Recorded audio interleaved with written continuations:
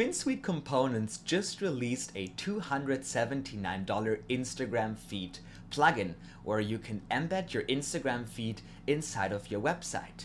Now, this is a lot of money for a lot of people. And today I want to show you how you can build it for free for $0. So let's get right started with that. So first of all, we need to build the plugin. Now, we're not going to build it in Webflow, we're going to build it in NoCode, but then we'll be able to embed this into Webflow as an HTML embed. So let's get right started with that. So we want to go into NoCode. I already have a new NoCode project, which is a visual way how we can build embeddable widgets. So let's go on our files, let's create a component, and we'll do a new component, and I'm going to call this Instagram feed.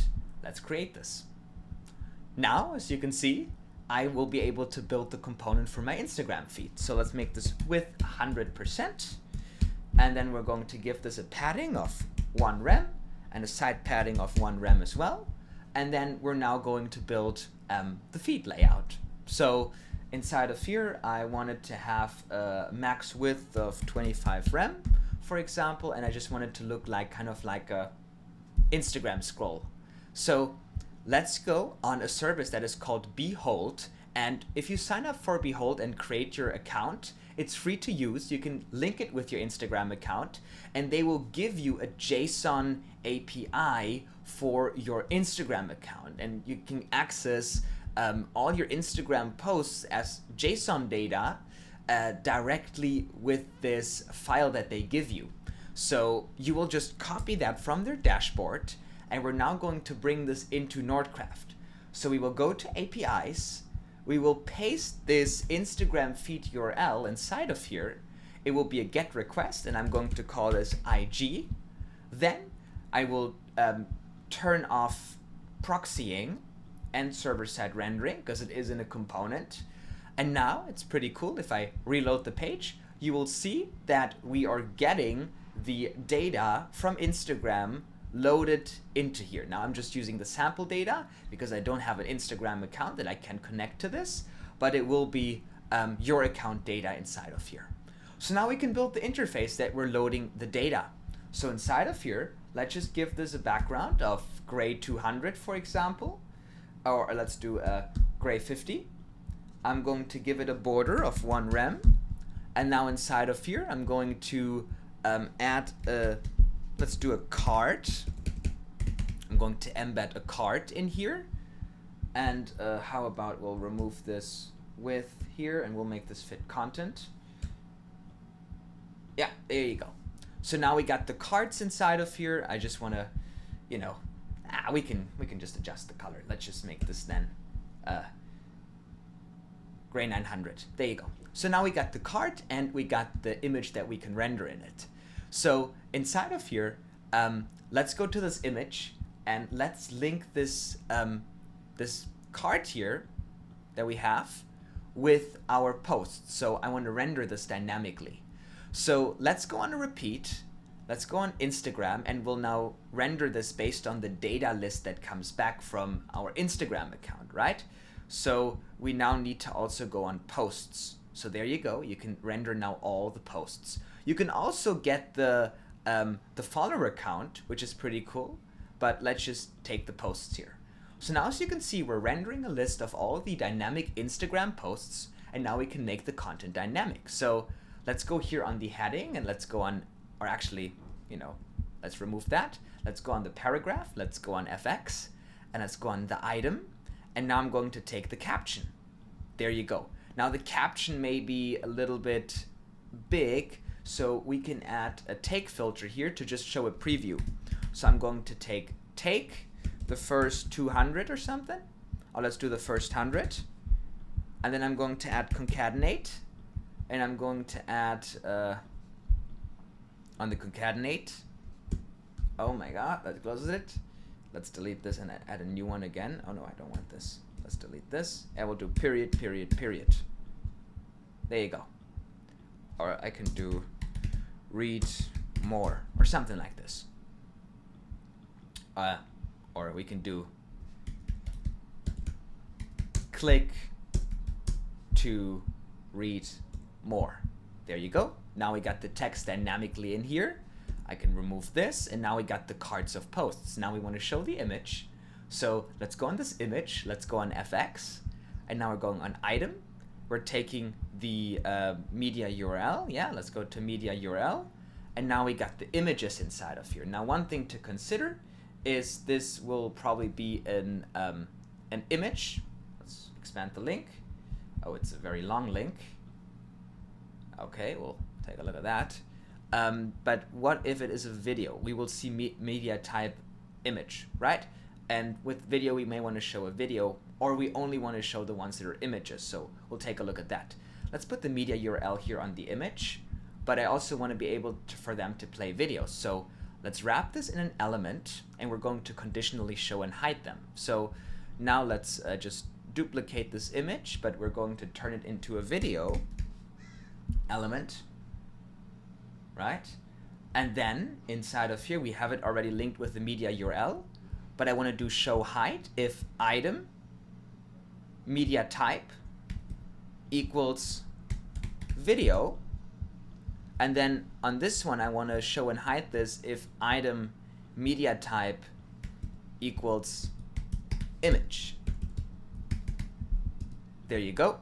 And now, as you can see, I don't think we have any videos in here, but now it will show those dynamically. So now I actually want those to be links. So let's turn this into an A tag. We'll do pre-render moderate, and now I will do href, and I will go on FX, and I will go on item, and then I will go on permalink, which will be the Instagram link. So when you click on here, it will open this on Instagram. There you go. So now we need to make the UI a little bit nicer. And actually, we can just make this with 100%. I want it to be kind of like a nice slider. So let's make this 100% with 100%. 100%. And then we'll go in here. We'll have this go to the site. We'll give this a 0.5 rem gap. Or let's do a 1 rem gap. That will make it look nicer. And let's actually make this one 2 rem. Okay, and now we got our Instagram posts in here. We got some overflow. We want to make it a slider. So let's go on this div here. Width should be 100%. Apologize for that. And now we need to go here on the layout, and we'll do overflow, X scroll, and Y clip. So now we can scroll. Look at that. Perfect. Now we want to get rid of the scroll bar. So I can go to advanced CSS, and I can add scroll bar width none. Okay, and now as you can see, there is no scroll bar. Maybe we want it to fade out nicely to the side to make it look even prettier. So what we can do is I can add a div block here. That div block will have a width of 5 rem, and it will have a height of 100%. And now I will need to make it absolute. So let's make this absolute, and I will add inset to make it go to the right side, 0 pixels on the right side. And then I will do top 0 pixels and bottom 0 pixels, so it aligns. And then inside of here, I will go here with the background, and the background will be a gradient. And we are going to have this go from transparent to whatever this color is. There you go. And now we just need to move the angle to go to the side. Look at this. So now you see how it nicely fades it out. There you go. Isn't that wonderful? And you got it as a nice fade out here. One thing that we need to do, I think, is because this in here should be wrapped, because this will scroll.